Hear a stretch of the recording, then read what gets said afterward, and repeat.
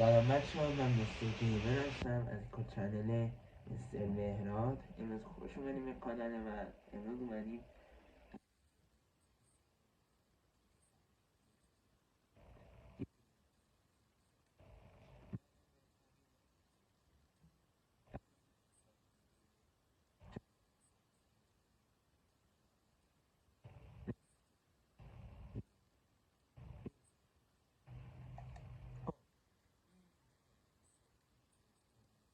این زمینه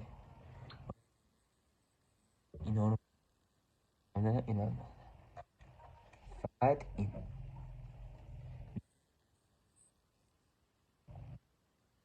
مارکت رو میزنیم.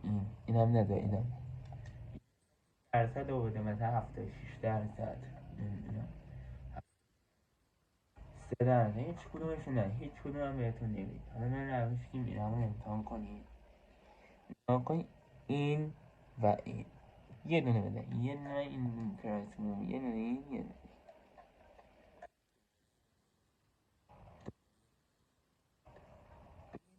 دونه لایف اویندر هست.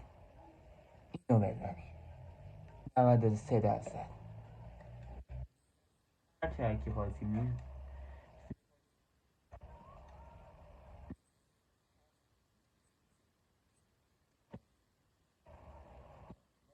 نمیدونم، هر ترکی میخوای میتونی بزنی. من انقدر میخوام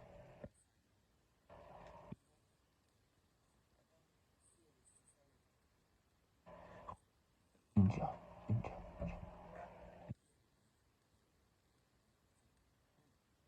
سیل آلو میزنی. هم چیز یا نه اونقدر